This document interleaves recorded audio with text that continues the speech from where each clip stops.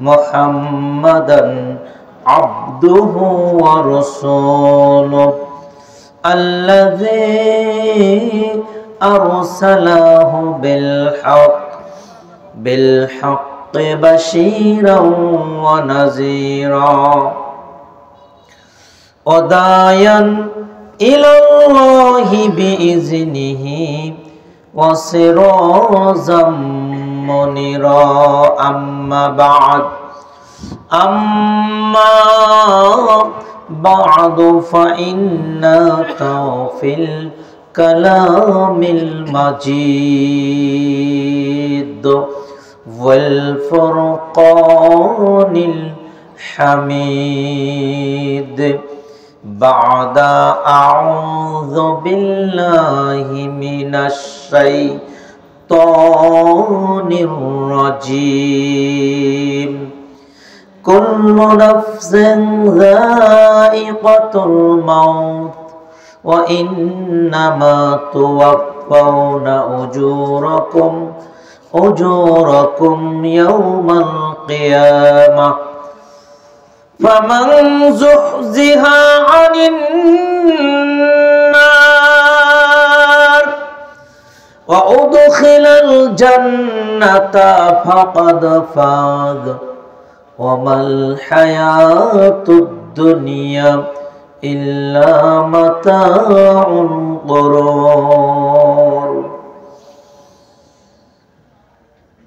أخلاق عن جابر رضي الله تعالى عنه قال لعن رسول الله صلى الله عليه وسلم آكل الربا ومؤكله وكاتبه وشاهديه وقالهم سواء رواه مسلم.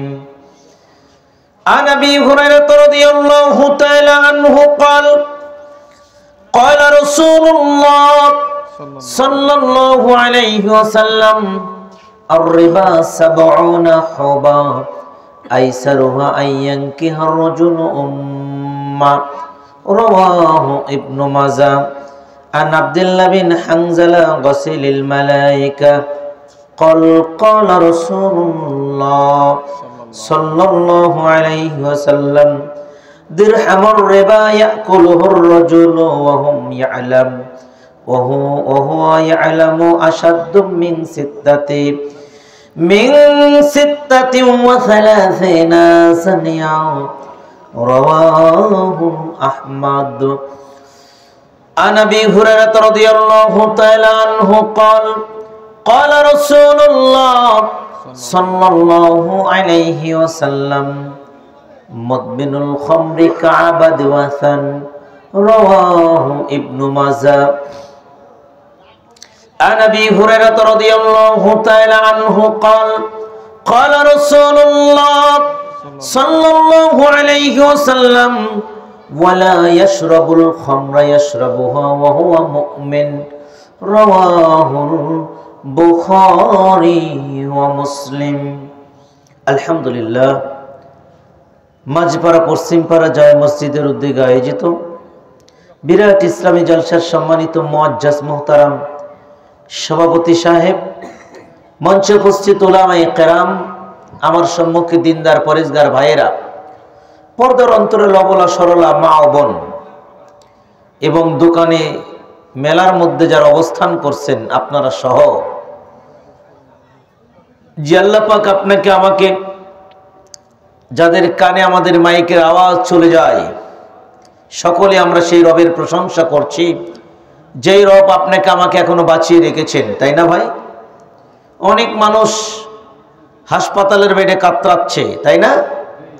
অনেক মানুষ মেডিকেলে ক্লিনিক সেন্টারে ভর্তি রয়েছে, তাই না? ঠিক যে আল্লাহ পাক আপনাকে আমাকে যাদেরকে মেলা পর্যন্ত নিয়ে এসেছে আওয়াজটা শুনতে পাচ্ছে, যারা আসেনি তাদের চাইতে আর একটু ভালো, তাই না? তবে যাদেরকে আল্লাহ এই মঞ্চের ভিতরে কবুল করেছেন তাদের জন্য অনেক সুসংবাদ। আপনার আমার জীবনের সমস্ত গুনাহগুলোকে আজকের এই মাজলিসে বসার কারণে আল্লাহ ক্ষমা করে দিয়ে এই গুনাহগুলোকে আল্লাহ শব্দে পরিবর্তন করে দিবেন। বলেন সুবহানাল্লাহ। যে আল্লাহ পাক আপনাকে আমাকে কবুল করলেন, সেই রবের প্রশংসা করে অন্তর থেকে বলি আলহামদুলিল্লাহ। দুরূদ ও সালাম হোক, বর্ষিত হোক পৃথিবীর সর্বশ্রেষ্ঠ ব্যক্তি, যে নবীর আদর্শে আদর্শিত হতে পারলে পরকালে মুক্তি পাওয়া যাবে, যে নবীর তরিকা মানলে পরকালে জান্নাত পাওয়া যায়, যেই নবী আপনার আমার আদর্শের মাপকাঠি, তাই না ভাই? আল্লাহ পাক বলেছেন আউযু বিল্লাহি মিনাশ শাইতানির রাজীম ওয়া মা আতাকুমুর রাসূল ফাখুযুহু ওয়া মা নাহাকুম আনহু ফান্তাহু। আল্লাহ বলেন আমার রাসূল যা দেয়, যা আদেশ করে তা তোমরা মেনে চলো, রাসূল যা নিষেধ করে তা তোমরা বর্জন করো। কার হুকুম এটা? কথা বলেন, কার হুকুম? আল্লাহর। রাসূলকে মানতে হবে। কে বলেছেন? আল্লাহ। আল্লাহ কেন বলেছেন জানেন? শরীয়তের ব্যাপারে আল্লাহর নবী নিজের মতামতে কোনো রায়, কোনো সিদ্ধান্ত দিতেন না যতক্ষণ না এই সিদ্ধান্ত আল্লাহর পক্ষ থেকে না আসতেন, জিবরাইল যতক্ষণ না নিয়ে আসতেন। আল্লাহ বলেন ওয়ামা ইয়ানতিকু আনিল হাওয়া ইন হুয়া ইল্লা ওয়াহিয়ুহা। নবী শরীয়তের বিষয়ে নিজের মতামতকে অনুসরণ করে, নিজের মতামতে নিজের সিদ্ধান্ত অনুযায়ী কোনো ফায়সালা দিত না, কোনো সিদ্ধান্ত দিত না গো, যতক্ষণ না আল্লাহর পক্ষ থেকে ওহী আসতেন তার আগ পর্যন্ত নবী দিতেন না কোন ব্যক্তির কবরে আযাব হবে। একথা আল্লাহর নবী বলে গিয়েছেন। কোন সে ব্যক্তি কোন পাপগুলো থেকে বেঁচে থাকবেন এরও বর্ণনা আল্লাহ নবীর মাধ্যমে দিয়ে গেছেন। দেননি ভাই? দেননি? দিয়েছেন। এজন্য নবীকে মানতে হবে। কেন মানতে হয়? আল্লাহর কথা মতে নবী শরীয়ত পরিচালনা করতেন। কেন মানতে হয়? আল্লাহ জানিয়ে দেয়। পাবনার ভাইরা, আল্লাহ জানাই সূরা নিসা ৮০ নম্বর আয়াত, মাইতি রাসূলা ফাকাত আতাল্লাহ। যারা আমার নবীকে মানবে ওই ব্যক্তিগুলো যেন আমি আল্লাহকে মানল। নবীকে মানলে আল্লাহকে মানা হয়। কাকে মানা হয়? নবীকে মানলে আল্লাহকে মানা হয়। আল্লাহ কথা কোরআনের ভিতরে কয়, এ পৃথিবীর মানুষ শুনে রেখো গো, যারা আমার নবীকে মানবে ওরা যেন আমি আল্লাহকে মানল। নবীকে শরীয়তের পাওয়ার দিয়েছেন আমার আল্লাহ, কিন্তু নবী সাবধান করে বলে গেছেন মান কাযাবা আলাইহি মুতাআম্মিদান ফালিয়াতাবাওয়া মাকআদাহু মিনান নার। এই পৃথিবীর বক্তারা শোনো, ইমামেরা শোনো, সাবধান সাবধান। আমি নবী যে কথা বলি নাই, যে আমল শিক্ষা দেই নাই, যে আদর্শ আমি করি নাই, যদি কোনো ব্যক্তি আমি নবীর নামে চালিয়ে দেয় গো, আমি নবী বলছি ওই ব্যক্তি যেন তার থাকার জায়গা সরাসরি জাহান্নাম বানিয়ে নিল, জাহান্নামে ঢুকে গেল। এজন্য বক্তারও জবাব আছে, জবাব দিতে হবে আল্লাহর নিকটে। বক্তার পরিচয় হবে কোরআন এবং সহিহ হাদিসে যা আছে সেটা জনগণের কাছে বলবে। জনগণ যদি মনে করে, যদি যাচাই করে দেখে কোরআনের বিধান হাদিসের বিধান, তাহলে জনগণ মানবে। কিন্তু জনগণ যদি দেখে এটা নসিমনের পুঁথির কিচ্ছার কাহিনী, জনগণ তখন সেটা মানবে না। বুঝতে পারছেন? নবীর মর্যাদা নবীকে কে দিয়েছেন? আল্লাহ। যেই নবী যাকে আল্লাহ মর্যাদা দিয়েছেন, যিনি শরীয়তের সব কথা বলে গেছেন, গত 31 তারিখে আমার রাতে একটা মাহফিল ছিল বগুড়ায়। তা আমার আগে দ্বিতীয় বক্তা ওয়াজ করতেছে, আমি যে তার আশ্রয় শুনছিলাম। সে বলছে কোরআন নিয়ে কসম করে বলছি, আল্লাহর নামে কসম করে বলছি, দেখেন বক্তার পাওয়ার দেখেন কত বেশি, ওর কলিজা কত বড়। ও বলছে কোরআন নিয়ে কসম করে বলছি, জান্নাতুর বাকিতে যে যাকে কবর দেওয়া হবে কিয়ামত পর্যন্ত তার নিকট মুনকার নাকির আসবে না। নাউজুবিল্লাহ বলুন না। জনগণ তো মহা খুশি। আমি বললাম বক্তারে মঞ্চে উঠে আগে ওটাকে সাইজ করলাম, বক্তা যেন শুনতে পারে, এখনো যাই নাই। আমি বললাম শোনো, নবী থেকে কোনো প্রমাণিত নেই, কোরআনেও কোনো প্রমাণ নেই। বক্তা কোরআন নিয়ে কসম করে বলছে জান্নাতুল বাকিতে যাকে কবর দেওয়া হবে ওর নিকটে মুনকার নাকির আসবে না। এমন কথা বলে ওয়াজ করলে ওই বক্তা থাকার জায়গা জাহান্নাম বানিয়ে নিবে, তাই না ভাই? তো বিষয়টা হলো শরীয়তের ব্যাপারে আমি আপনাকে বানিয়ে কিছু বলতে পারবো না যতক্ষণ না কোরআন এবং হাদিস আমি পাবো। যেই নবীকে এই পাওয়ার আল্লাহ দিয়েছেন, যেই নবী আপনার আমার তরিকার মূল নেতা, কথা বলেন ঠিক কিনা? আপনার আমার তরিকা হবে একটা, যেই তরিকার মূল নায়ক হলেন রাহমাতুল লিল আলামিন, তাই না? যেই নবীকে মানলে জান্নাত পাওয়া যায়, যেই নবীকে মানলে গুনাহগুলো আমার আল্লাহ ঝরিয়ে দেয়, যেই নবীকে মানলে আমার আল্লাহ আপনার আমার জিন্দেগীর সমস্ত গুনাহগুলো ক্ষমা করে দিবে গো। ওই নবী কাল কঠিন কিয়ামতের ময়দানে, কঠিন ওই বিচারের দিনে যেই নবী আপনাকে আমাকে সুপারিশ করে জান্নাত নিয়ে যাবে না? সেই মহান নেতা বিশ্ব নবীর ওপর আমরা জবান খুলে দরুদ ইব্রাহিম পড়ব তো ইনশাআল্লাহ। সবাই একটু পড়ি, আল্লাহুম্মা সাল্লি আলা মুহাম্মাদিন ওয়া আলা আলি মুহাম্মাদ কামা সাল্লাইতা আলা ইব্রাহিম ওয়া আলা আলি ইব্রাহিম ইন্নাকা হামিদুম মাজিদ। আল্লাহুম্মা বারিক আলা মুহাম্মাদিন ওয়া আলা আলি মুহাম্মাদ কামা বারাকতা আলা ইব্রাহিম ওয়া আলা আলি ইব্রাহিম ইন্নাকা হামিদুম মাজিদ। আলহামদুলিল্লাহ। একটি আয়াত সূরাতুল ইমরান থেকে আমি চয়ন করেছি। এই আয়াতকে সামনে রেখে সমাজে প্রচলিত ফিতনা সমূহ নিয়ে কিছু আলোচনা রাখবো ইনশাআল্লাহ। পাপ এবং পাপের ভয়াবহ শাস্তি এবং পরিত্রাণের উপায় নিয়ে কিছু আলোচনা রাখবো ইনশাআল্লাহ। আসলে আমরা পাপ করব, এটাই স্বাভাবিক, তাই না ভাই? আল্লাহর নবী বলেছেন, শোনেন,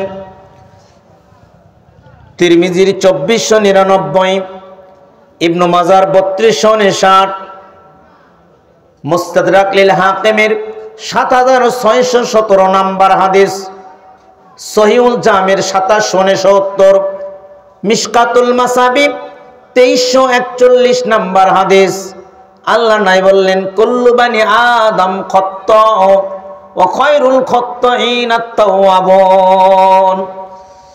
নবী কই বান্দা উম্মত রে, জিনি রেখো এই পৃথিবীতে আদম সন্তান যারা, কুল্লু বানি আদম খাত্তা, প্রত্যেক আদম সন্তান পাপী, প্রত্যেক আদম সন্তান হলো পাপী। সবাই আমরা পাপী। কেউ বলতে পারবে না হুজুর আমার কোনো পাপ নাই, আমি নিষ্পাপ, এ কথা বলার অধিকার আমার আল্লাহ কাউরে দেয় নাই। আল্লাহ নবী বললেন, শোনো, কুল্লু বানি আদম খাত্তা ওয়া খায়রুল খাত্তাইন আত-তাওয়াবুন। আদম সন্তান বলতেই পাপী, আদম সন্তান বলতেই পাপী। এই পাপীদের মধ্যে ওই ব্যক্তি উত্তম যে ব্যক্তি পাপ করার পরে রবের নিকটে ক্ষমা চায়, তাই না?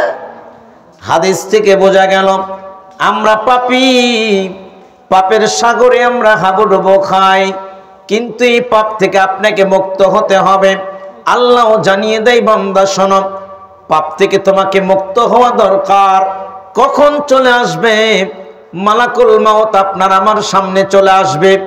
আমার আগের যিনি পরিচালনা করলেন সুন্দর একটি গজল আপনাদেরকে উপহার দিলেন, আজ না হই কাল, তাই না? আজ অথবা কাল চলে যাব পৃথিবী ছেড়ে, মায়ের এই পৃথিবী সব পড়ে থাকবে গো।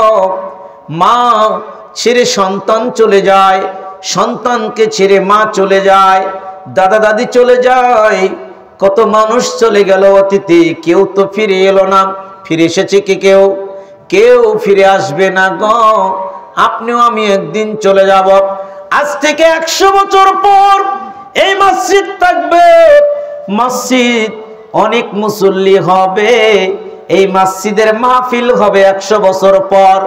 100 বছর পর আজকের আমরা যারা বক্তা, যারা শ্রোতা, একটাও এই মাহফিলে থাকতে পারবো না। সবাই মাটির সঙ্গে আমাদের দেহটা মিশে চলে যাবে, যাবে না? এটাই বাস্তবতা। রব তাই বলছে, শোনো, কুল্লু নাফসিন যায়িকাতুল মাউত।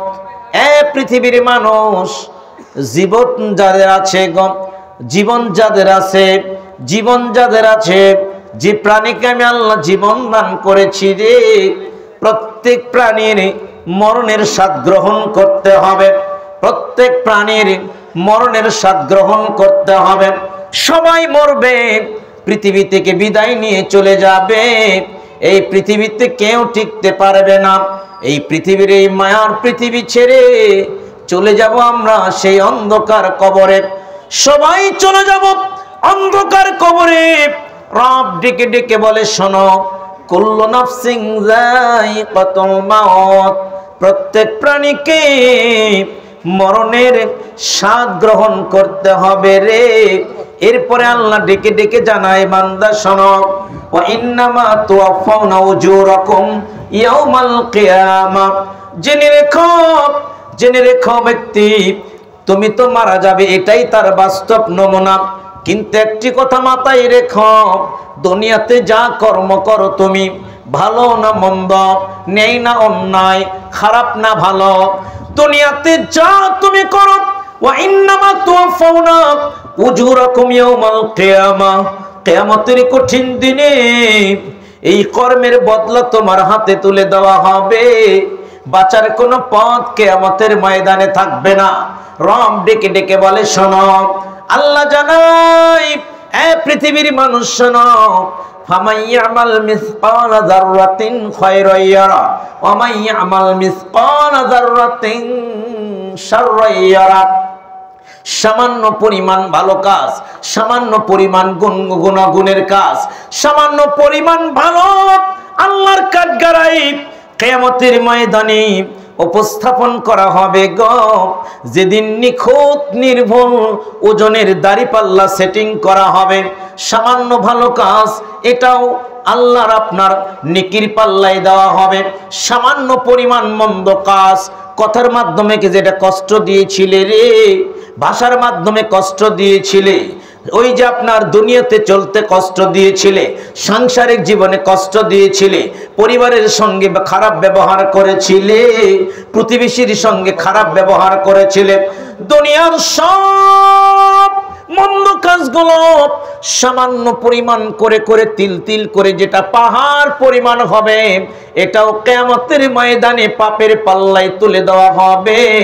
এজন্য রব বললেন, বান্দা শোনো, যেদিন তোমার দুনিয়ার সব বদলা দিয়ে দেওয়া হবে, এতটাই কঠিন ভয়াবহ সময় কিয়ামতের ময়দানে হবে।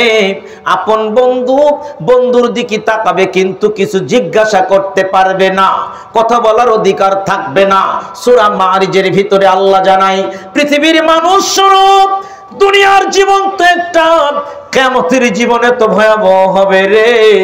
সেদিন কি হবে? অপরাধী যারা দুনিয়াতে সালাত আদায় করতো না, দুনিয়াতে আল্লাহর নিয়মকে মানতো না, দুনিয়ার ক্ষমতা দাপট দেখিয়ে চলতো, যারা যারা আমি আল্লাহর বিধানকে মানতো না, রবকে মানতো না, যারা কিয়ামতের কঠিন দিনে আমার রব জানাই, শোনো, এই অপরাধী ব্যক্তিগুলো আমি আল্লাহর সামনে দাঁড়িয়ে বলবে, এ দয়াময় রব, জাহান্নামের আগুন থেকে তুমি বাঁচাও আল্লাহ, জাহান্নামের আগুন থেকে তুমি আমাকে বাঁচাও।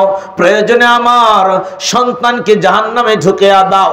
আমার দুনিয়ার সব সম্পত্তি তুমি নিয়ে নাও, আমার দুনিয়ার সব সম্পত্তি তুমি নিয়ে নাও। আল্লাহ বলবে আজকে কোনো বদলা চলবে না।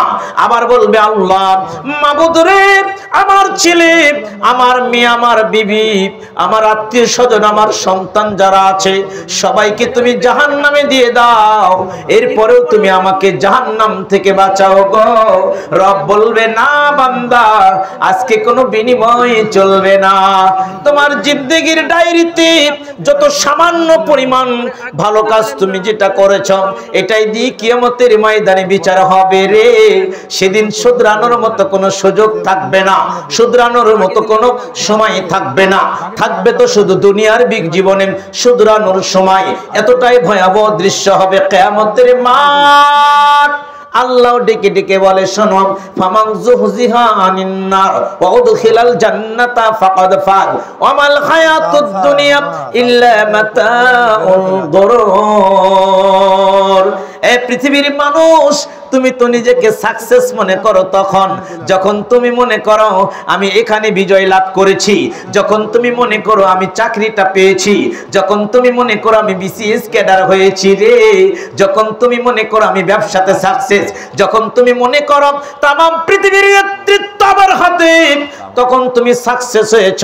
রব ডেকে ডেকে বলে বান্দা, ফামান যুহজিহা আনিন নার ওয়া উদখিলাল জান্নাতা ফাকাদ ফাজ ওয়া মাল হায়াতুদ দুনিয়া ইল্লা মাতাউল গুরুর। কাল কঠিন কিয়ামতের ময়দানে যেই ব্যক্তিকে জাহান্নাম থেকে মুক্ত করে জান্নাত দেওয়া হবে রে, ওই ব্যক্তি হলো সফল কাম। উপস্থিতি আলোচনা করছিলাম সে আয়াতটি। আল্লাহ বলছেন আউযু বিল্লাহি মিনাশ শাইতানির রাজীম ফামান যুহজিহা আনিন নার ওয়া উদখিলাল জান্নাতা ফাকাদ ফাজ ওয়া মাল হায়াতুদ দুনিয়া ইল্লা মাতাউল গুরুর। বলতেছিলাম আল্লাহ বললেন শোনো পৃথিবীর মানুষ, সফলতা, সফল কাম, সাকসেসফুল ওই ব্যক্তি জীবনে যে ব্যক্তিকে কাল কঠিন কিয়ামতের মাঠে জাহান্নাম থেকে মুক্ত করে জান্নাত দেওয়া হবে, ওই ব্যক্তি হলো সফল কাম। বাড়ি গাড়ি জায়গা জমিন হলেই সফল কাম হওয়া যায় না। তিনটা ছেলেই চাকরি করলেই সফলতা অর্জন করা যায় না গো। সফলতা অর্জন করে ওই ব্যক্তি যেই ব্যক্তিকে জাহান্নাম থেকে মুক্ত করে আমার আল্লাহ জান্নাত দিবে। কাল কঠিন কিয়ামতের ময়দানে বান্দার বিচার হবে। দুনিয়াতে যারা পাপাচারে লিপ্ত থাকবে রে, এই ব্যক্তিগুলোর মুখ কিয়ামতের ময়দানে কালিমা শূন্য হয়ে যাবে। এতটাই ভয় ভীতি প্রদর্শন করবে এদের মুখ। কিয়ামতের মাঠে এই ব্যক্তিদেরকে বিচার করে যখন জাহান্নামে নিক্ষেপ করা হবে, তাদের চেহারাটা বিভৎস আকার ধারণ করবে। কিন্তু দুনিয়াতে যারা কষ্ট হলেও পাপ থেকে নিজেকে বেঁচে রেখেছিল, অন্যায় থেকে নিজেকে বেঁচে রেখেছিল, যারা সব কিছুর হকগুলোকে সঠিকভাবে আদায় করতে পেরেছিল, কিয়ামতের কঠিন দিনে ওই ব্যক্তির আমলনামা ডান হাতে দেওয়া হবে। এজন্যই তা আল্লাহ বলেছেন শোনো, কিয়ামতের কঠিন দিনে যাকে মুক্ত করে জান্নাত দেওয়া হবে, ওই ব্যক্তি হলো সফল কাম। সফলতা আমরা পেতে চাই। সফলতা পেতে হলে দুইটা কর্মসূচি আপনাকে বাস্তবায়ন করতে হবে। এক নাম্বার, আপনি যে পাপে জড়িত আছেন, আমি যে পাপে জড়িত আছি রে, এই পাপ থেকে আপনাকে আমাকে মুক্ত থাকতে হবে। তওবা করে পাপগুলোকে আল্লাহর কাছ থেকে মোচন করে নিতে হবে। আর পাপের মোচন হওয়ার পর সাথে সাথে ঈমানকে আমরা অটল রেখে আল্লাহকে ভয় করে পরকালের জন্য কিছু সম্বল সংগ্রহ করতে হবে। পাপ যদি আমরা নিজের খাতা থেকে কেটে দিতে পারি, আর আমরা যদি ভালো আমল করতে পারি, রব জানিয়ে দেয় এতটা ফজিলত প্রাপ্ত হব আমরা। আল্লাহ জানাই শোনো, ইল্লা মান তাবা ওয়া মান আমিলা আমালান সলিহা ফাউলাইকা ইউবাদদিলুল্লাহু সাইয়্যাত। রব ডেকে ডেকে বলে, বান্দা শোনো, যে ব্যক্তি বুঝতে পারে তার জীবনে সে পাপ করেছে, যে বুঝতে পারে সে পাপী, এটা বোঝার পরে তার ভিতরে যদি একটা অনুশোচনা এসে যায়, সে যদি ক্ষমা চায়, ক্ষমা চাওয়ার পরে ঈমানটাকে মজবুত করে পরকালের জন্য যদি সে আমল করে গো, সে যে পাপ থেকে ক্ষমা চাবে, যদি সে কঠিন ভাবে তওবা করে, খালেস অন্তরে তওবা করে, জীবনের সব পাপ থেকে তওবা করে নিজেকে যদি বাঁচিয়ে নিয়ে সেই ব্যক্তি যদি ভালো আমল করে ঈমান ঠিক রেখে, আল্লাহ জানিয়ে দেয় শোনো, ওই ব্যক্তির জিন্দেগির ডায়েরিতে যত গুনাহ ছিল, সুদ ঘুষ জিনা ব্যভিচার করে যত পাপ করেছিল, যত অন্যায় অত্যাচার অবিচার করে পাপের পার করেছিল, সব পাপগুলোকে আমার আল্লাহ ক্ষমা করে দিয়ে এই পাপগুলোকে আমার আল্লাহ শব্দে পরিবর্তন করে দিবে।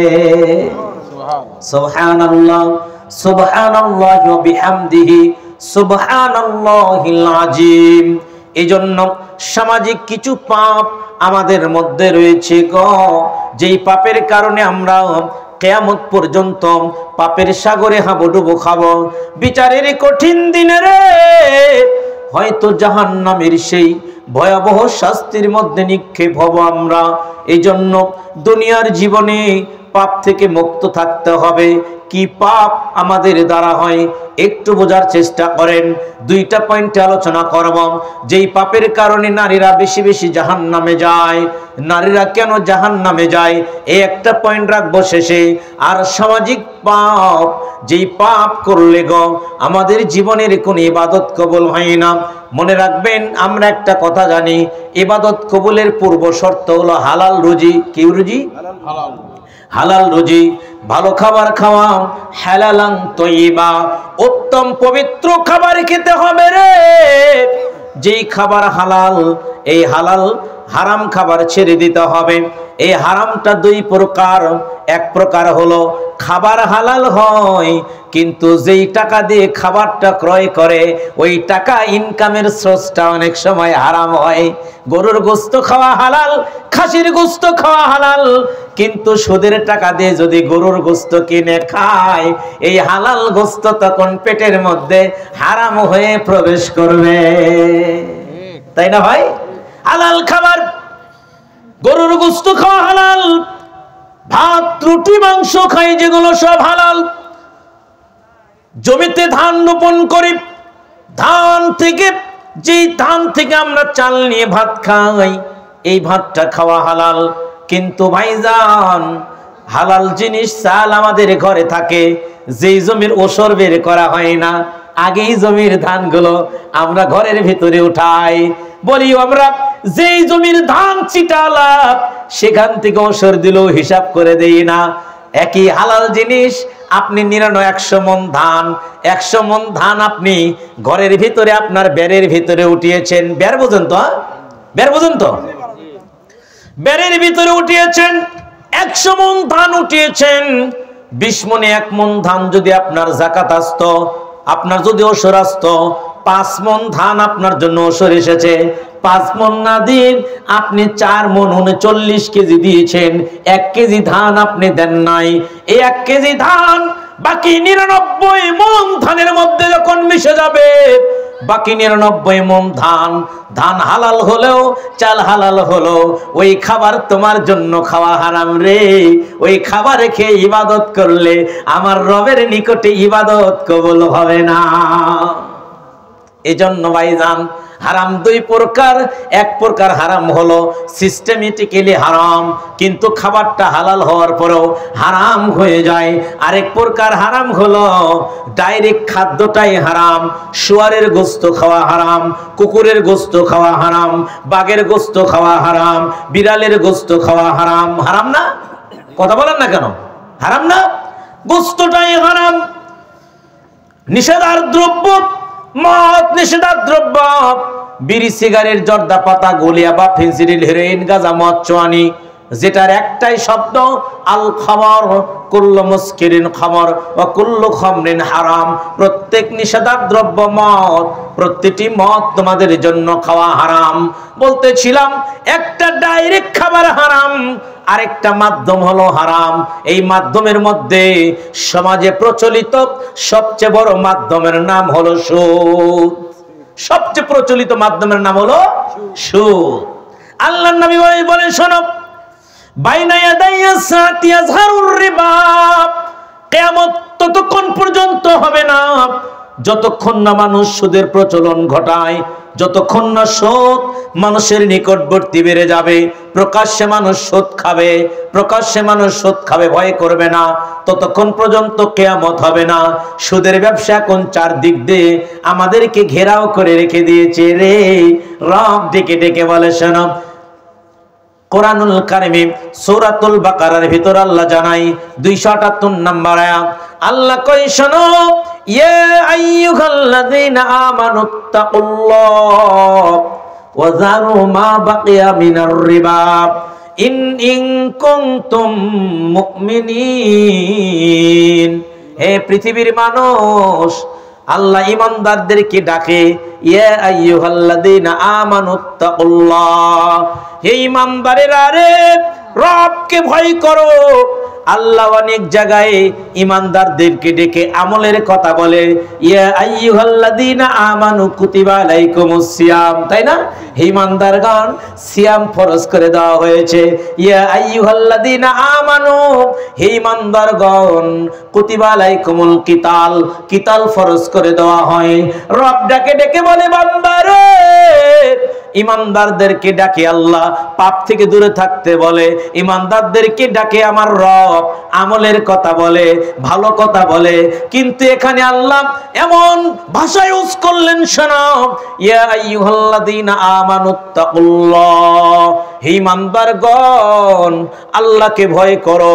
এমন একটা বক্তব্য আল্লাহ দিবে, যেই বক্তব্য দেওয়ার আগে ইমানদারদেরকে আবার ইমানের প্রতি সজাগ হতে বললেন, আবার ইমানের প্রতি মজবুত থাকতে বললেন।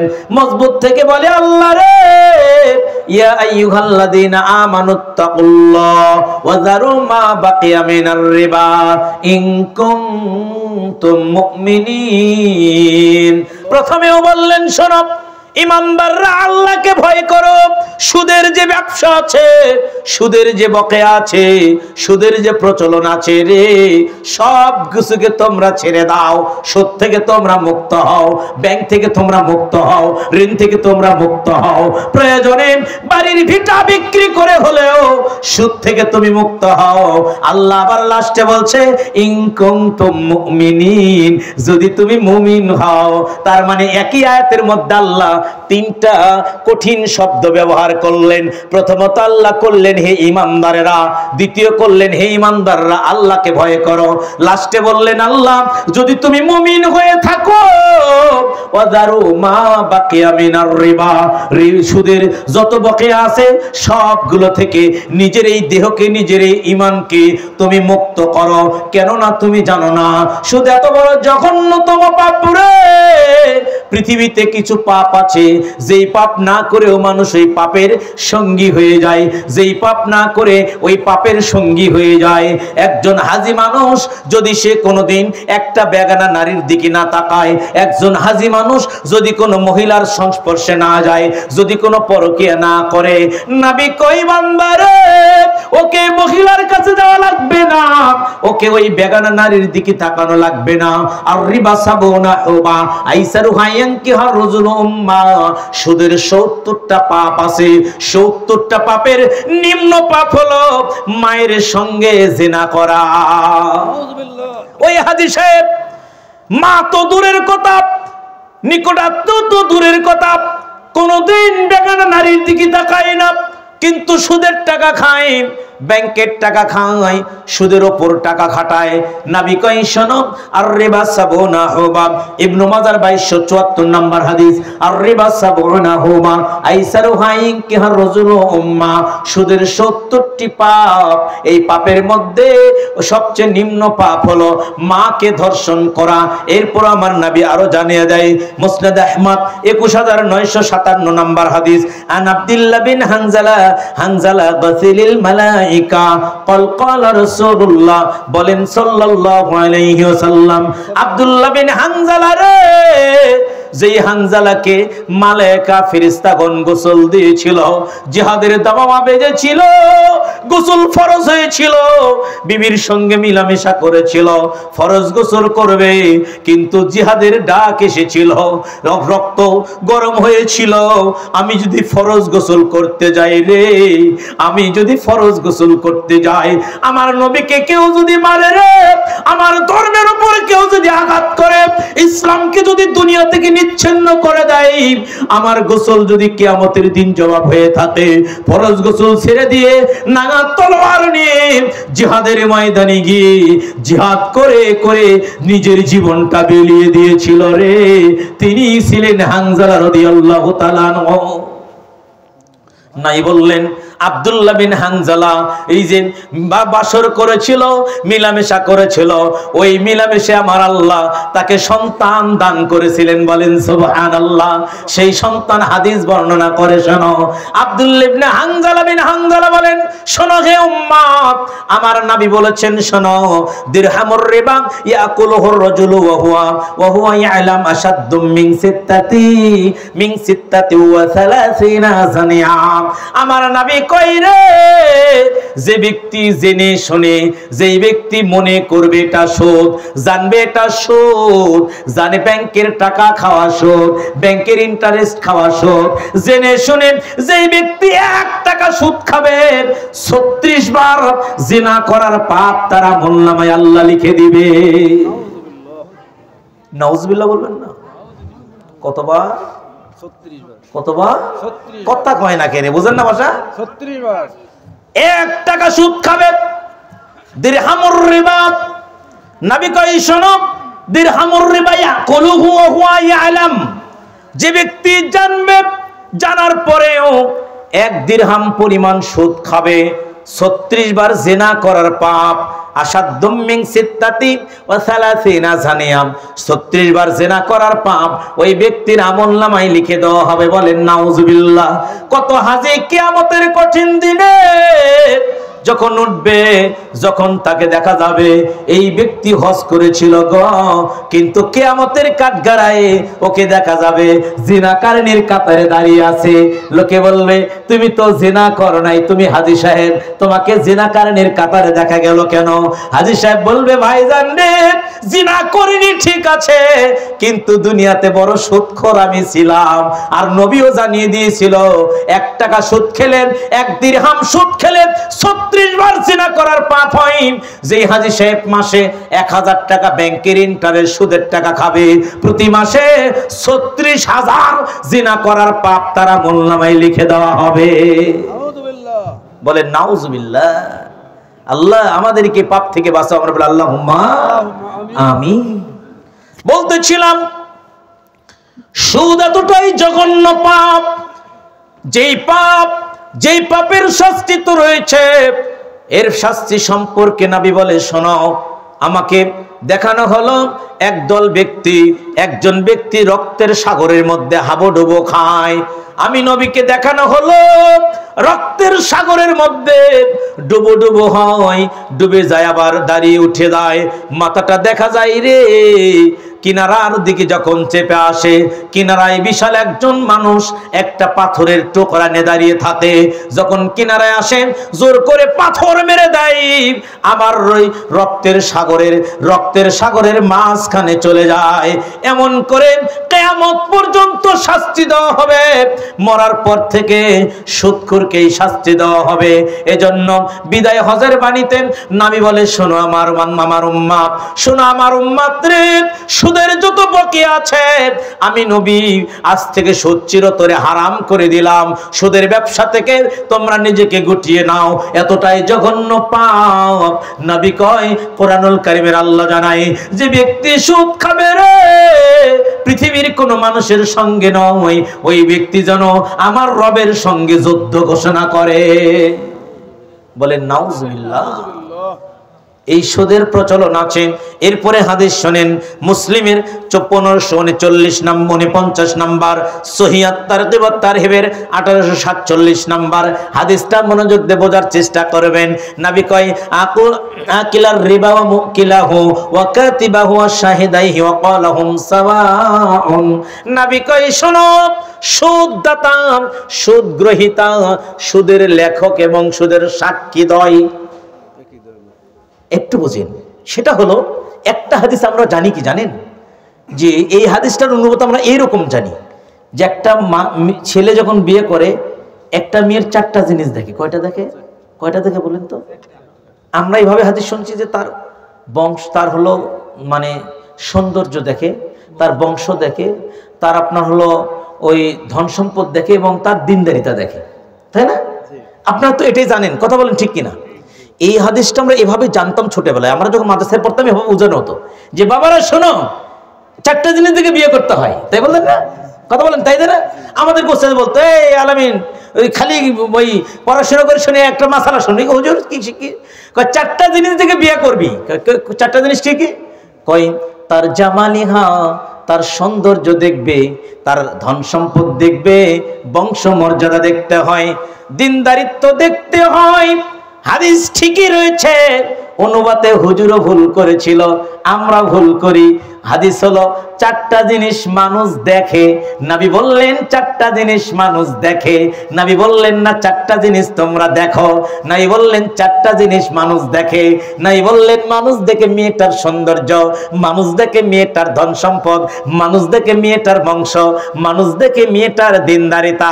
নবী কই, শোনো, 4টা জিনিস মানুষ দেখে, তুমি দেখো মেয়েটার দিনদারিতা, তুমি দেখো মেয়েটার দিনদারিতা। দিনদারিতা যদি থাকে, বাকি 3টা যদি না থাকে রে, দিনদারিতা মেয়েটাকে তুমি বিয়ে করো, তাহলে তুমি তোমার ইজ্জত এবং দিনকে রক্ষা করতে পারবে। এতদিন শুনে এসেছিলাম 4টা জিনিস মানুষ দেখে বিয়ে করে, কিন্তু নাইবা এতদিন জেনেছিলাম 4টা জিনিস দেখতে হয়, কিন্তু হাদিসের অনুবাদ হলো মানুষ দেখে, তুমি দেখো দিনদারিতা। আমার কথা কি বুঝতে পারছেন? হাদিসের ভাষা, 4টা জিনিস মানুষ দেখে, এটা মানুষের স্বভাব, কিন্তু তুমি দেখবে দিনদারিতা। ঠিক তেমনি করে এই হাদিসের ব্যাখ্যাটা দেখেন, নবী কেন ওয়াকাতিবাহি বলা হয়, ওয়াকাতিবাহ কেন নবী বললেন লেখক? নবী কেন লেখকের কথা বললেন? নবীর জামানায় লেখক ছিল না, ব্যাংক ব্যালেন্স ছিল না, মোবাইল ছিল না, কম্পিউটারে টাইপ করে সুদের অঙ্ক কষা হতো না রে, কিন্তু সাক্ষী ছিল। কথা বলেন ঠিক কিনা? কিন্তু আল্লাহ নবীর মাধ্যমে জানিয়ে দিলেন, শোনো হে নবী, তুমি বলে দাও, লেখকের কথা উল্লেখ করে দাও, কিয়ামতের আগে মানুষ ব্যাংকিং সিস্টেম চালু করবে রে। থানায় থানায় ব্যাংক হবে, থানায় থানায় পাড়া মহল্লায় আপনার কিস্তি তথা ইন্স্যুরেন্স চালু হবে। কথা বলেন ঠিক কিনা? ওই যে আশা ইন্স্যুরেন্স, ওই যে গাক ইন্স্যুরেন্স, এদিকে নাই ইন্স্যুরেন্স? নাই এনজিও যেটাকে বলি আমরা, নাই? কোথাও না এনজিও নাই? এনজিওর দাবানল আসবে, এখানে সাক্ষী থাকবে, এখানে আপনার বিবি যখন এনজিওতে ডিপোজিট করবে আপনাকেও পেছানোর চেষ্টা করবে, আপনাকে রাখবে হলো আপনার নমিনি। কথা বলেন ঠিক কিনা? নমিনিও যদি আপনি থাকেন আপনারও ফাটাবে আমার আল্লাহ কিয়ামতের মাঠে। নমিনিও হওয়া যাবে না গো, লেখাও যাবে না, চাকরি করাও যাবে না। ওই চাকরি হারাম, ওই চাকরির টাকা হারাম। এই ব্যাংকে চাকরি করা যাবে না, ওই এনজিওতে চাকরি করা যাবে না, ওই চাকরির টাকা হারাম রে। যে ব্যক্তি ব্যাংকিং এ চাকরি করে ৩৬,০০০ টাকা মাসে, ৫০,০০০ টাকা মাসে ইনকাম করবে, যে ব্যক্তির বেতন যদি 3600 টাকা হয়, 3600 টাকাও যদি কোনো ব্যক্তি ব্যাংক থেকে চাকরি করে, লক্ষ লক্ষ জিনার পাপ ওই ব্যক্তির আমলনামায় লিখে দেওয়া হবে কিয়ামতের মাঠে। জিনার কাঠগড়ায় দাঁড়িয়ে ওই ব্যক্তি জাহান্নামের মধ্যে তাকে নিক্ষেপ করা হবে। এজন্য সুদের প্রচলন ছেড়ে দিতে হবে, সুদ খাওয়া বন্ধ বাদ দিতে হবে, সুদের ব্যবসা বাদ দিতে হবে। সুদের ব্যবসা আমরা জানি যে পুরো এলাকার টাকা খুঁজবেন, 50,000 টাকা খুব দরকার, পাবেন না। এই টাকা নেই, টাকা নেই। খালি যদি বলবেন যে টাকা 50,000 নিব, 3 মাস পর টাকা দেবো, 20,000 টাকা বেশি দিব। ঘরের কাছে লোক বলি, ভাই তুমি থাকো, আমি টাকাটা মুখে নিয়ে এসে দিচ্ছি। কোথায় আর যাবা? আমার বগুড়াতে এরকম সিস্টেম হয়, বুঝতে পারছেন? হ্যাঁ, যে টাকা ধার খুঁজবেন কোথাও পাওয়া যায় না, কোথাও পাওয়া যায় না। খালি যদি বলেন 50,000 টাকা মাসে 5,000 টাকা সুদ দিব, যতদিন না সুদ করে দিব। বলবে ভাইজান আমার কাছ থেকেই নেন, অমুকের টাকা আমার কাছে আছে, কাকুজান কইও না, আমি খাচ্ছি এটাও তুমি বলো না। বুঝতে পারেননি? এইভাবে সুদ একটা চলে, কথা বলেন ঠিক কিনা? আরেকটা সুদের প্রচলন হলো জমি আমরা দুই ভাবে নিই। আমাদের বগুড়াতে সিস্টেম রয়েছে, যদিও আমার নাম, আমি ঢাকায় খুতবা দেই, কিন্তু বগুড়া আমার বাড়ি। এই দুভাবে প্রচলন রয়েছে। 1 বিঘা জমি আমি নিব, 1 বছর আমি চাষাবাদ করে খাবো, 20,000 টাকা দিব, এটা সুদ হয়ে যাবে, এটা হলো জায়েজ। কিন্তু আমি 1 বিঘা জমি আপনার কাছ থেকে নিচ্ছি, আপনাকে দিচ্ছি 2 লক্ষ টাকা। যতদিন না 2 লক্ষ টাকা পরিপূর্ণ শোধ করব, ততদিন জমি আমি ভোগ করব, ততদিন জমি আমি খাবো। আপনি টাকা না ফিরে দেওয়া পর্যন্ত জমি আমি খাবো, 1 টাকাও আমি কম নিব না। এটা হলো সুদের মধ্যে পড়বে। তার কারণে এই জমির খাজনা দেওয়া হলো না, এই জমির খাজনা দেওয়া হলো না। এই জমি থেকে আবাদ করে খেলেন আপনি, আর খাজনা দিল মালিক। আমার কথা বোঝার চেষ্টা করেন। এজন্য আপনাকে সিস্টেম চালু করতে হবে।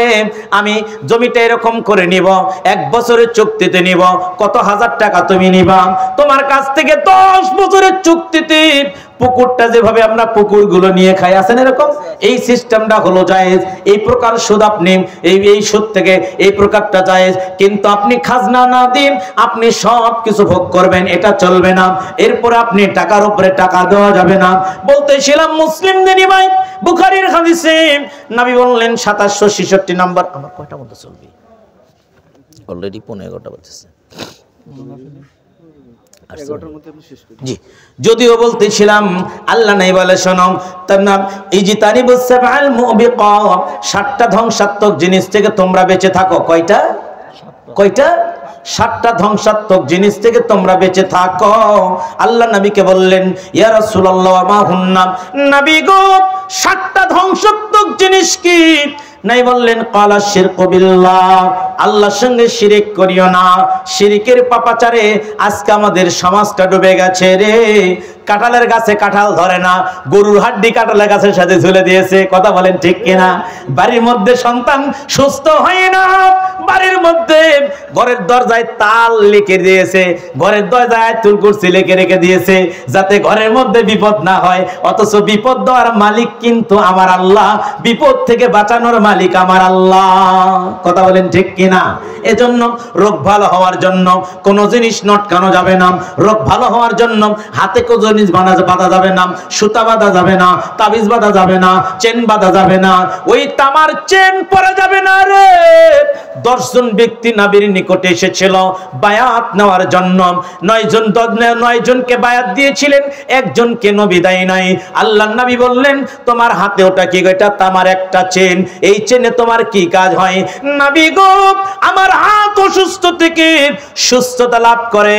নবী তখন বললেন মান আল্লাকা তামিমাতা ফাকাদ আশরাক, যে ব্যক্তি তাবিজ পড়লো রোগ ভালো হওয়ার জন্য শরীরে কোনো কিছু নটকাবে গো, এটা শিরক হয়ে যাবে, তার ঈমান ঠিক থাকবে না।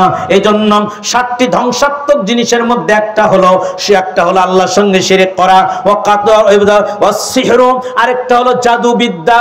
জাদুবিদ্যা রাসূলের জামানায় ছিল, এখনো জাদুবিদ্যা আমাদের সমাজে আছে কি নাই? মানুষ মানুষকে জাদু করে, মানুষ মানুষকে জাদুবিদ্যা দিয়ে অসুস্থ করে দেয়। এটা সাবধান থাকতে হয়। এজন্য সকাল সন্ধ্যায় পঠিতব্য দোয়াগুলো পাঠ করে নিজের শরীরে ফু দিতে হয়, এবং রাত্রিতে ঘুমানোর সময় ফালাক নাস ইখলাস 3 বার করে পড়ে পুরো শরীরটা মাসও করতে হয়। এরপর আল্লাহ নি বলছেন ওয়া কাতলুন নাফসিল্লাতী হারামাল্লাহু ইল্লা বিল হক ওয়া আকলুল মালিল ইয়াতীম, যে মানুষকে হত্যা হত্যা করা হারাম করে দেওয়া হয়েছে, ওই মানুষকে হত্যা করা তোমাদের জন্য হারাম। একজন মুসলমান, আমার সম্মানিত শ্রদ্ধেয় ব্যক্তিবর্গ, আমার সম্মানিত ব্যক্তিবর্গ যখন বলবে আমি মুসলিম, তখন আপনার আমার উচিত হবে তার সম্মানে সিনেমিনে খেলা আমার হারাম, তাকে মারা আমার হারাম, তার রক্তপাত ঘটানো আমার জন্য হারাম। কথা বলেন ঠিক কিনা? ঠিক কিনা ভাই বলেন তো? একজন মুসলমান অপরজন মুসলমানের সম্মান হানি করা হারাম, তাকে মারা হারাম, তার রক্তপাত ঘটানো হারাম। আবু দাউদের হাদিস, এক সাহাবী জিহাদের ময়দানে একটা কাফেরকে তাড়া করছে, কাফের দৌড়ায়, সাহাবী তলোয়ার নিয়ে দৌড়ায়, কাফের দৌড়াতে দৌড়াতে সাহাবীর দিকে তাকিয়ে ঘুরে বলছে আশহাদু আন লা ইলাহা ইল্লাল্লাহু ওয়া আশহাদু আন্না মুহাম্মাদান আবদুহু ওয়া রাসূলুহু। এরপর তাকে হত্যা করেছে। নবীর কাছে বলা হলো, নবী গো আমি কি ভুল করেছি? কি করেছো তুমি? নবীকে বললেন, ইয়া রাসূলুল্লাহ, ওই কাফেরটা আমি তাকে জিহাদের ময়দানে তাড়া করেছি নবী গো, সে দৌড়তে দৌড়তে এক পর্যায়ে গিয়ে আমার দিকে তাকিয়ে শাহাদাত আঙ্গুলি লক্ষ্য করে সে কালিমার সাক্ষ্য দিল। আমি জানলাম সে আমার হাত থেকে বাঁচার জন্য কালিমা পড়েছে, এজন্য আমি তাকে হত্যা করেছি। আমি কি ভুল করেছি না সঠিক করেছি? নবী কয়, সাহাবী রে তুমি ভুল করেছ। তুমি কি তার কলিজা চিরে দেখেছ যে তোমার ভয়ে কালিমা পড়েছে না আল্লাহর ভয়ে কালিমা পড়েছে? যদি আল্লাহর ভয়ে কালিমা পড়ে রে, কাল কঠিন কিয়ামতের ময়দানে ও যদি তোমাকে হত্যার নামে মামলা করে আল্লাহর কাছে, তোমার বাঁচার কোনো পথ থাকবে না। চিন্তা করেছেন? একজন মানুষকে হত্যা করতে পারেন জিহাদের ময়দানে যুদ্ধরত অবস্থায়, যদি সেই মান না নিয়ে আসে। কথা বলেন ঠিক কিনা? কিন্তু একজন মানুষ মুসলমান, সে যদি বলে আমি কালিমা পড়েছি, আপনার তার রক্তপাত হারাম, তার সম্মানে সিনেমিনি খেলা হারাম।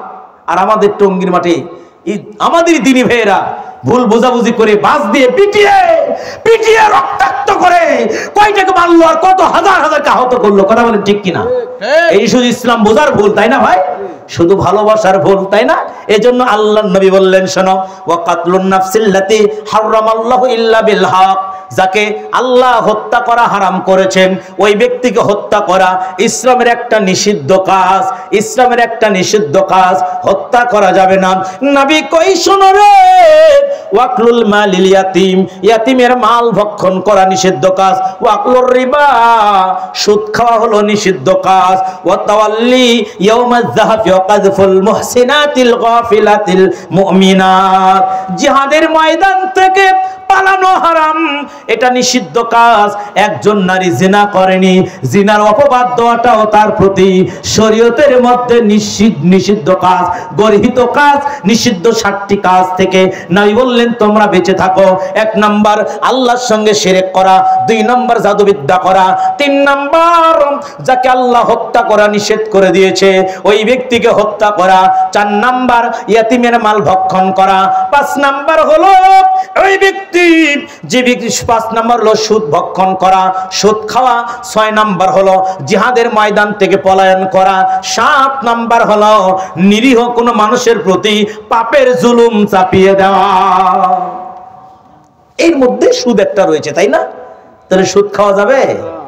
একটা ডিজিটাল পদ্ধতির একটা পয়েন্ট বলছি, এই সিস্টেমে আমাদের সুদগুলো আমাদের মধ্যে সহজ করে দিয়েছে।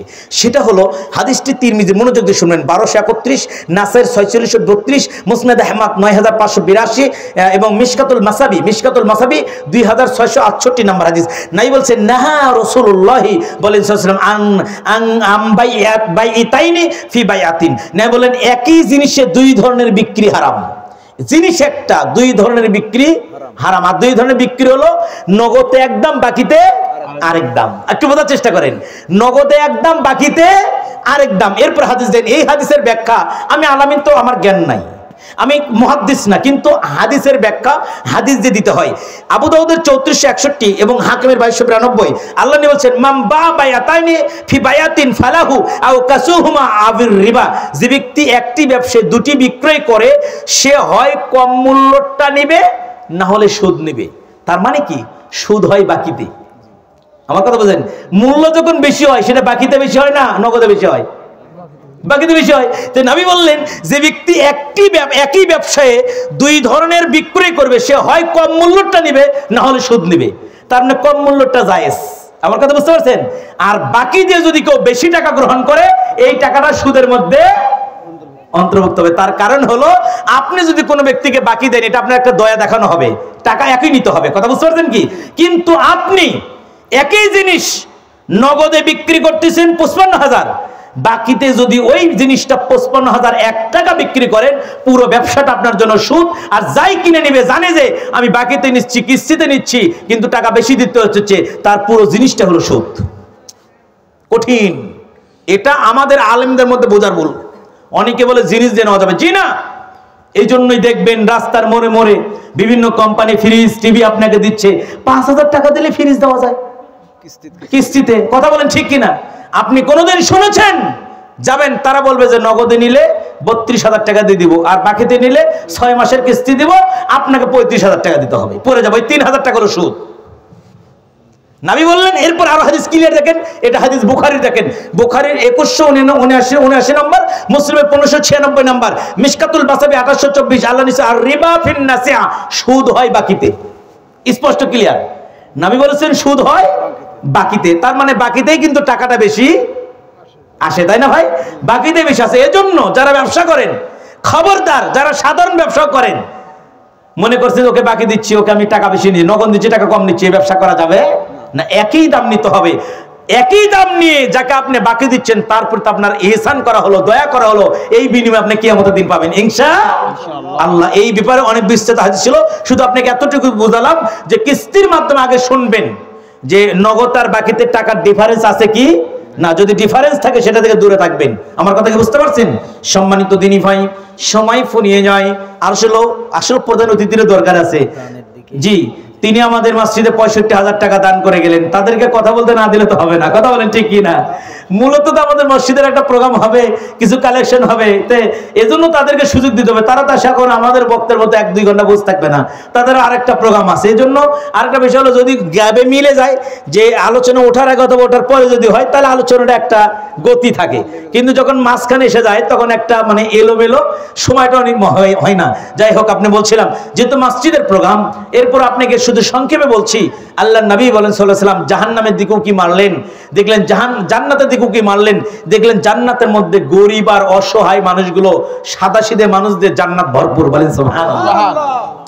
গরিব মানুষ, অসহায় মানুষ, মাজলুম মানুষ, গরিব মানুষ, অসহায় মাজলুম, এদেরকে দিয়ে জান্নাত আল্লাহ ভরে রেখেছে। নবী জাহান্নামের দিকেও কি মারলেন, নবী জাহান্নামের মধ্যেও কি মেরে দেখলেন। জাহান্নামের মধ্যে শুধু নারী আর নারী, নারীর সংখ্যাটা বেশি। এরপর আর কিছু লোক রয়েছেন যার বর্ণনা দেওয়ার সুযোগ আজকে হবে না। নবীকে বললেন, নবী গো, জাহান্নামের মধ্যে নারীদেরকে বেশি দেখলেন, কারণটা কি? নবী কয়, এদের দুটো অপরাধ। একটা হলো স্বামীর অবাধ্য হয়, স্বামীর অবাধ্য হয় এরা, স্বামীর অবাধ্য হয়। স্বামী যদি বলে ডান দিকে, এরা চলে বাম দিকে। স্বামী যদি বলে এটা করো না, ওটা ওরা করবে। স্বামীর অবাধ্য হয় এবং স্বামীর সাথে তর্কতে লিপ্ত হয়, কথা বলেন ঠিক কিনা? স্বামীর অবাধ্য হয়, স্বামীর সাথে তর্কে লিপ্ত হয়, স্বামীর ইহসানকে ভুলে যায় রে। বিশাল বড় লম্বা হাদিস, বুখারীর 4200, আপনার 1052, মুসলিমের 907। আল্লাহ নবীকে দেখানো হলো জান্নাত এবং জাহান্নাম। সূর্যকরের সালাত পড়তেছিলেন। নবী যখন জান্নাত দেখলেন রে, জান্নাতের মধ্যে আঙ্গুরগুলো দেখলেন থোকায় থোকায় ধরে আছে। নামাজ ছেড়ে দিয়ে ইমামতির জায়গা থেকে নবী জান্নাতের দিকে এগোলেন। খামসা দিয়ে কি যেন ধরলেন, ফাতানাওয়ালতুম কুদালা ওয়া সাবতাকালতুম মিনহু মা বাকিয়াতিদ দুনিয়া। নবীকে যখন বলল সাহাবীরা, ইয়া রাসূলুল্লাহ রায়নাকা তানাওয়ালতা শাইয়ান ফি মাকামিক সুম্মা রায়নাকা কাকাতা, নবী গো, জীবনতে এমন দেখি নাই, আপনি ইমামতির জায়গা ছেড়ে কেন সামনে দৌড় মারলেন, থাবা দিয়ে কি যেন ধরলেন, পিছনের দিকে চলে আসলেন। নবী কয়, সাহাবীরে, ডিউরিং মাই পারফর্মিং সালাত আল্লাহ শুড মি জান্নাহ, আমি যখন সালাত করতেছিলাম, আল্লাহ আমার সামনে জান্নাত তুলে ধরছিলেন। আমি দেখলাম জান্নাতের মধ্যে আঙ্গুরগুলো থোকায় থোকায় ধরে আছে রে। আমি যখন আঙ্গুর আনতে গেলাম, ফাতানাও তুমকুদা ওয়ালা আসাবতু আকালতুম মিনহু মা বাকিয়াতিদ দুনিয়া, আমি যদি আঙ্গুরগুলো আনতে পারতাম, আঙ্গুর তোমরা খায়া শেষ করতা, কিয়ামত হয়ে যেত, কিন্তু আঙ্গুর ফুরাতো না। কিন্তু আমাকে জাহান্নাম দেখানো হলো, জাহান্নামের মধ্যে আমি নারীদেরকে বেশি বেশি দেখলাম। আল্লাহ নবীকে প্রশ্ন করা হলো, নবী গো, এই নারীদেরকে জাহান্নামের মধ্যে বেশি দেখলেন কারণটা কি? নবী বললেন, সাবিরে, এই নারীরা স্বামীর অবাধ্য হয়, স্বামীর ইহসানকে অস্বীকার করে। এরপর আল্লাহ নবী আরো বললেন, লাউ আহসানতা ইলাইহিদাহুন্না দাহরা কুল্লা সুম্মা রাত মিনকা শাইয়া। এ সাবিরে, আমার উম্মত রে শোনো, তুমি তোমার বিবিকে যা চাই তাই দাও, সব কিছু দিয়ে বিবির মন, বিবিকে খুশি রাখো। এক বছর পর, এক যুগ পর, 2 যুগ পর দাহার কথা উল্লেখ আছে, যুগের পর যুগ সংসার করার পরে হঠাৎ করে তোমার মাঝে একদিন ত্রুটি দেখতে পেল, তখন তোমার বিবি বলল, তোমার সাথে বিয়ে বসে শান্তি পেলাম না। এই এতটুকু কথা, তোর সাথে বিয়ে বসে আমি শান্তি পেলাম না, আমার কপালটাই পোড়া রে। হ্যাঁ, হাদিস আসছে দাহার 1 যুগ পর। আর আমরা আজকে 3 মাস মেয়ে স্বামীর বাড়িতে থাকার পরে 3 মাস পর যদি বাড়ি যাই, মাও যদি বলে, মা কেমন ছিল, কুটি বিয়ে দিছো মা, জীবন পুরে ছাই হয়ে গেছে, তাই না? 3 মাসে জীবন পুরে ছাই হয়। আর নবী বলে, শোনো, যুগের পর যুগ ঘর সংসার পরে তুমি তাকে সুখ টোক সব দিয়েছ, তো নারী যদি তোমার মুখে মুখে কোনোদিন স্বামীর মুখে বলে যে আমার কপালটাই খারাপ, তোর সাথে বিয়ে শান্তি পেলাম না, ও নারী মরবে আর জাহান্নামে যাবে। ও নারীর হজ টিকবে না, যাকাত টিকবে না, পর্দা টিকবে না, সিয়াম টিকবে না, ওই নারীর দান খয়রাত কিচ্ছু টিকবে না। এরকম নারী আমাদের সমাজে আছে। আপনার না, ওই পাবনা না থাকলে বগুড়াতে আছে, স্বামীকে পিটানি দেয়, পিটানি দেয়। বুঝতে পারেননি? ভুল করেছি যে ওই যে যৌতুক দেখে বিয়ে করার কারণে। আছে কি নাই? কথা বলেন না কেন? স্বামী যদি মারে একটা, নারী মারে 2টা, কয় আমার হাতে শক্তি আছে। আস্তাগফিরুল্লাহ, নাউযুবিল্লাহ। আবার ভাবেন না যে স্ত্রীদের মারা যায়, স্ত্রীদের মারা ঠিক নয়। যদিও হাদিসের যে মিসাল, যেটা ব্যাখ্যা, যে মিসওয়াক দিয়ে মারতে হয়, মিসওয়াক মানে কি এতটুকু, আর হবে যে ওই গাছের এত বড় লম্বা ডাল মিসওয়াক করে এটাতে মারবো হুজুর বলছে, তা না। এটা বোঝাচ্ছে যে আমি তাকে আদর করতেছি না, আর সে বুঝবে আমার স্বামী আমাকে শাসন করে। এটা হলো আদর্শ পরিবার। এই জন্য এটা হলো জাহান্নামী নারীর একটা বৈশিষ্ট্য। আর নবী বললেন, আমি কি তোমাদেরকে জান্নাতি নারীর বৈশিষ্ট্য বলবো? সাহাবারা বলল, বলেন। আল্লাহ বলছেন, জান্নাতি নারীর কয়েকটা বৈশিষ্ট্য, ব্যাখ্যা দেওয়ার সুযোগ নেই, কাহিনী ছিল। একটা হলো তারা প্রেমময়ী হবে, স্বামীর প্রতি প্রেমময়ী হবে। ও আর আমাদের নারীরা স্বামীর সঙ্গে প্রেম করে না, প্রেম করে দেবরের সাথে, দুলাভাইয়ের সাথে। কথা বলেন ঠিক কিনা? প্রেম করে কিস্তির সারের সাথে। আছে কি নাই? কথা কয় না কে রে? আছে না? হুজুর দৌড়াদৌড়ি করছে, হুজুরের বউ যদি পাইলে যায় আরেকজনের সাথে, এর স্যার মান সম্মান থাকার কথা। তার মানে যে হুজুরের বউ আদর্শ নয়। কথা বলেন ঠিক কিনা? তাহলে একটা জান্নাতি নারীর বৈশিষ্ট্য হলো স্বামীর প্রতি প্রেমময়ী হবে। কেমন? বুখারীর ওই হাদিস, সুলাইম তার ছেলে মারা গিয়েছিল, ছেলেকে ঢেকে রেখে তার স্বামী তালহার সঙ্গে খাবার খাওয়াছে, মেলামেশা করছে, গোসল করছে, এরপর স্বামীকে ছেলে মৃত্যু খবর দিয়েছে। এটা হলো প্রেম বোঝায়। উম্মে সুলাইম রাদিয়াল্লাহু তাআলা আনহা তালহার স্ত্রী ছিলেন। আমরা প্রেমময়ী হবে নারী। এই নারীরা শোনো, স্বামীর প্রতি প্রেমময়ী হয়। 2, বেশি বেশি সন্তান দিবে। আর আমাদের এখন একটার বেশি 2টি নয়, 2টি ছাড়া আর নয়, না হলে মনে হয় আরো ভালো হয়। কথা কোন ঠিক কিনা? হ্যাঁ, আমাকে আসলে এখন কি সিস্টেম আসছে যে একজন বলতেছে, সেদিন ওয়াজ করতে কয়, হুজুর চায়না তালা পাওয়া যায়। চায়না তালা কি কয়, জীবনও আর চল বলবি না, এরকম ব্যবস্থা নেওয়া যায়। আস্তাগফিরুল্লাহ, নাউযুবিল্লাহ। এই ব্যবস্থা হারাম। আপনি হাসেন না, বাস্তব কথা বলছি। বিমান বাহিনীর অফিসার, সার্জেন্ট অফিসার বিমান বাহিনীর, একটা মেয়ে এরকম অনেক আছে। মেয়েটা যখন অন্যায় কাজ করে, প্রেম করে, তখন আর সন্তান হবে না, সে প্রতিজ্ঞাবদ্ধ। তাদের কলিজা ফেটে যায় যে কি ভুল করেছি আমরা আমাদের জীবনে এরকম সিদ্ধান্ত নেওয়ার জন্য। এরকম অনেক পুরুষ আছে, নারী আছে, যারা 2টা সন্তান নেওয়ার পরে সিদ্ধান্ত নেয়, কিন্তু 2টা সন্তান যদি মরে যায় তখন অবস্থা কি হবে? এই জন্য সাময়িক নেওয়া যেতে পারে, যাতে পিটাপিটি সন্তান না হয়, একটু গ্যাপ দিয়ে। কথা বুঝতে পারছেন? কিন্তু ওই চায়না তাল আমার জীবন আজীবনের মনে ব্যবস্থা গ্রহণ করবে, এটা কোনোদিন করা যাবে না, এটা শরীয়ত হারাম। তো জান্নাতি নারীর 2 নম্বর বৈশিষ্ট্য হলো প্রেমময়ী হবে, এরপরে সন্তান বেশি বেশি দিবে। 3 নম্বর বৈশিষ্ট্য, স্বামী যদি রাগ করে স্বামী যদি জুলুম করে, নির্যাতন করে, স্বামী যদি ভুল করে, রাত্রিতে ঘন হলে এই নারী স্বামীর হাত ধরে বলবে, তুমি আমাকে ক্ষমা করে দিও, তুমি যদি ক্ষমা না করো আমি ঘুমাবো না, আমি খাবো না। হাদিস বোঝা গেল, স্বামী ভুল করলো ক্ষমা বিবি চাবে। কেন? আমার আল্লাহ কয় রে, জেনে রেখো, স্বামীর খুশিতে আমার আল্লাহ খুশি, স্বামীর অখুশিতে আমার আল্লাহ খুশি। আজকে বন্ধুবর্গ, ইনি একজন বক্তা, একসঙ্গে প্রায় সফরগুলো করি। তার যেদিন প্রোগ্রাম থাকে না, যেমন আগামীকাল তার প্রোগ্রাম আছে বগুড়া, আমার আছে জামালপুর, হয়তো আজকে তার প্রোগ্রাম না, একসঙ্গে আসি। আমার দিনী ভাই হয়, যাকে আল্লাহর জন্যই আমি ভালোবাসি। আসতেই ওই নাসিরউদ্দিন আলবানির একটা গল্প করছিলাম। একজন মেয়ে তার নাসিরউদ্দিন আলবানির কাছে গিয়ে বলছেন যে, ইমাম সাহেব, অবিবাহ যখন ছিলাম তখন কোরআন তেলাওয়াত করে শান্তি পাইছি, তখন সালাত পড়ে তৃপ্তি পাইছি, কিন্তু বিবাহের পরে সালাত পড়ে তৃপ্তি পাই না কেন? তখন তাকে বলেছে, তুমি কি স্বামীর হক আদায় করো? স্বামী কি তোমার প্রতি খুশি থাকে? বলছে, আমি প্রশ্ন করেছি, কোরআন তেলাওয়াত করে তৃপ্তি পাই না, আপনি বলেন স্বামীর খেদমত। এবার হাদিস শোনেন, ইবনে মাজার হাদিস। নবী বললেন, শোনো, যে স্বামীর অখুশিতে আমার আল্লাহ খুশি। তার মানে স্বামীকে কষ্ট দিয়ে কোন নারী যদি তাহাজ্জুদ পড়ে কপাল ছিলে ফেলে দেয়, ওই তাহাজ্জুদে সালাত, ওই তাহাজ্জুদে তার তৃপ্তি আসবে না। এজন্য বলতেছিলাম, স্বামী যদি ভুল করে স্ত্রী ক্ষমা চাবে, এটা হলো জান্নাতি নারীর বৈশিষ্ট্য। জান্নাতি নারীর বৈশিষ্ট্য হলো, স্বামী যদি কোনো জিনিস ক্রয় করে নিয়ে আসে, সেই জিনিসের প্রতি খুশি হয়ে গ্রহণ করে। কিন্তু আমাদের সমাজে উল্টাটা, খালি যদি একটা শাড়ি একই কালার মানে 6 মাস আগে দিচ্ছেন, ওটা ভুল করে আবার নিয়ে আসেন, আপনার তো অবস্থা খারাপ। বুড়ো তো চুকুর তো পাওয়ার নয়, এই শাড়ি তো কয় মাস আগে দিচ্ছে, আবার এটাই নিয়ে আসছো। হুসনা, আমি কি বুড়ো হয়ে গেছি যে বুড়ি শাড়ি তুমি নিয়ে আসছো? ওরে বাবা রে, ও পাওয়ার দেখে বলে কি কামাই করবেন আপনি, মাথার ঘাম পায়ে ফেলে কামাই করবেন। শাড়িটা কিনে দিয়েছেন, ও তো বলতে পারে আলহামদুলিল্লাহ খুব ভালো হয়েছে, তোমার চয়েসটা আমার মনের মতো হয়েছে, স্বামীর সারাদিনের ক্লান্তটা দূর হয়ে যাবে। কথা বলেন ঠিক কিনা? কিন্তু যখন পছন্দ হবে না, কিন্তু নবী এটাই বললো, জান্নাতের নারী বৈশিষ্ট্য হলো স্বামীর ক্রয় করা জিনিসের প্রতি খুশি থাকবে। বলে সুবহানাল্লাহ। আর এই হাদিস দ্বারা বুঝায় যে এই ঈদের মার্কেটে সব কেনাকাটা স্বামী করবে, কিন্তু বিবি করবে না। আর এখন স্বামী কই, ষোলো তো বাচ্চা হয়েছে, বাচ্চাকে ফিটার ধরে স্বামী কয়, তুই বাচ্চা ফিটার খাও, আমি মার্কেটে গেলাম। পাবনার মহিলারা যায় না, বগুড়াতে যায়। পাবনা তো মার্কেটে মহিলারা করে না, আছে কি? হ্যাঁ, ওরে বাবা, মার্কেটে এখন মহিলার। কথা বলেন, মার্কেটে এখন মহিলার, মহিলা মার্কেট। আমার বগুড়া আছে বউ বাজার। তা আমার বেটা কয়, আব্বা ওই বাজারে কি বউ পাওয়া যায়? বললাম, বাবা বউ পাওয়া যায় না, নামটাই বউ বাজার। আস্তাগফিরুল্লাহ, নাউজুবিল্লাহ, আল্লাহ মাফ করুক। আমরা বলি আল্লাহুম্মা আমিন।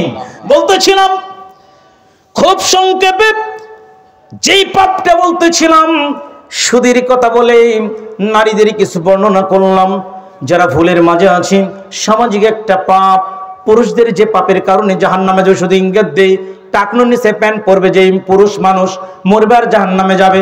নিষেধাদ্রব্য পান করবে যেই পুরুষ নারী মানুষ, মরবে আর জাহান্নামে যাবে। বেপরদায় থাকবে যেই নারী, আল্লাহ তার বান্দার উপর থেকে কর্তৃত্ব তুলে নিবে। আর যেই পুরুষ বাড়িতে বেপরদা সৃষ্টি করে দিবে, যেই স্বামীর সামনে তার বিবি মার্কেটে যায় 3 পিস পরে, যেই স্বামীর সামনে তার বিবি তার দেবরের সঙ্গে কথা বলেন মিষ্টি সুরে, যেই স্বামীর সামনে ওই বিবিটি বাড়ির বাহিরে বিয়ের অনুষ্ঠানে শাড়ি পরে যায়, পেট পিট বের করে যায়, ওই স্বামীও দায়ুস, ওই স্বামীও জাহান্নামী, ওই নারীও জাহান্নামী। দুটাকে আল্লাহ জাহান্নামের জয়দের জন্য হারাম বলতেছিলাম। এখন এই পাপের জন্য আল্লাহর কাছে খালেস অন্তরে তওবা করতে হবে। তওবা করার পরে ফিরে আসতে হবে আল্লাহর পথ থেকে। এবার চলে আসি মসজিদ নির্মাণের জন্য। আল্লাহ বলেন, বান্দা শোনো, মানদাল্লাযী ইউরিদুল্লাহ কারদান হাসানান ফায়ুদাইফাহু লাহু আদআফান কাসীরা। কে আছে তোমাদের মধ্যে আমি আল্লাহকে উত্তম ঋণ দেবেন, আমি আল্লাহকে ঋণ দেবেন? কে আছে রে আমি আল্লাহর পথে ব্যয় করবে? আমি আল্লাহ তার সম্পদটা দ্বিগুণ করে দেব, বহুগুণ করে বাড়িয়ে দেব। দান করলে সম্পদ কোনোদিন কমবে না রে, দান করলে সম্পদ বাড়ে, সম্পদ কমে না। 2 নাম্বার হলো একজন মানে আল্লাহ বলছেন, আনফিক ইবনা আদম উনফিক আলাইক, আদম সন্তান রে তুমি ব্যয় করো, আমি আল্লাহর জন্য, আমি আল্লাহ আসমান থেকে তোমার জন্য ব্যয় করব। আল্লাহ যদি আপনার আমার জন্য ব্যয় করে, আপনার জিন্দেগি পার হয়ে যাবে, কোনোদিন অর্থের অভাব হবে না। যে অর্থ আল্লাহ দিয়েছে ওরই মধ্যে বরকত দিবে। কথা বলেন ঠিক কিনা? অনেক মানুষের টাকা কম কিন্তু টেনশন নাই, রিক্সাওয়ালা, ওর বাড়িতে কোনো ক্যান্সার রোগী না, অত টেনশন নেই। কথা বলেন ঠিক কিনা? ওই রিক্সা চালাতে চালাতে গিয়ে ওই আটঘরিয়ার ওই আপনার ওই ঈশ্বরদীর পরে ওই শিমুল গাছের তলে দেখবেন রিক্সাওয়ালা রিক্সার বসে নাক ডেকে ঘুম পাড়তেছে। আর ওরই পাশে তার 5 তলা বিল্ডিং এর মালিক, ওর ঘুম নাই, ওর 3টা ছেলের মধ্যে একটা কিডনি সমস্যা আর একটা ক্যান্সার, আর ওর আছে আমেরিকায় বাড়ি কিন্তু ওর চোখত ঘুম নাই। কি করবো আমি? তার মানে টাকা বেশি থাকলেও যদি আল্লাহ বরকত না দেয় সেখানে শান্তি থাকে না। এই জন্য উদাহরণ, কুকুরের 1 হাত লেজ, কিন্তু কুকুরের লেজ দিয়ে কুকুর তার লজ্জাস্থান ঢেকে রাখতে পারে না, ওটা আলোক করে রাখে। আর ছাগলের 5 ইঞ্চি লেজ, এই 5 ইঞ্চি লেজ দিয়ে ছাগল তার লজ্জাস্থান ঢাকিয়ে রাখে। তার মানে আল্লাহর অল্প টাকা যদি হয়, অল্প টাকাতে বরকত কে দিবে ভাই? আল্লাহ। কথা বলেন কে দিবে? আল্লাহ। এই জন্য আল্লাহ জানিয়ে দেয়, আনফিক ইয়া ইবনা আদম উনফিক আলাইক, আদম সন্তান রে তুমি আমার পথে ব্যয় করো, আমি আল্লাহ তোমার জন্য ব্যয় করব। বলেন সুবহানাল্লাহ। এরপরে আল্লাহ ফেরেশতা পৃথিবীতে আগমন করে 2জন ফেরেশতা প্রতিদিন সকাল। একজন বলে আল্লাহ যাই দান করে তুমি তার সম্পদ বাড়িয়ে দাও, তুমি তাকে হেফাজত করো। আর যে দান করে না আল্লাহকে বলে মাবুদ গো তুমি তাকে ধ্বংস করে দাও। এই ব্যক্তি দান করে না হলো কৃপণ, এ হলো বাখিল, একে তুমি ধ্বংস করে দাও আল্লাহ। এজন্য আপনার আমার উচিত হলো বেশি বেশি আল্লাহর রাস্তায় দান করতে হবে। এরপর আল্লাহ নবী বলছেন শোনো, সাদাকাতুস সিররি তুতফি গদাবার রব্বি, যে ব্যক্তি দান করে আল্লাহ তার উপর থেকে আল্লাহ রাগটাকে উঠিয়ে নেয়, আল্লাহ তাকে ভালোবাসে। বলেন সুবহানাল্লাহ। একজন যত পাপী ব্যক্তি হোক না কেন সে যদি দান করে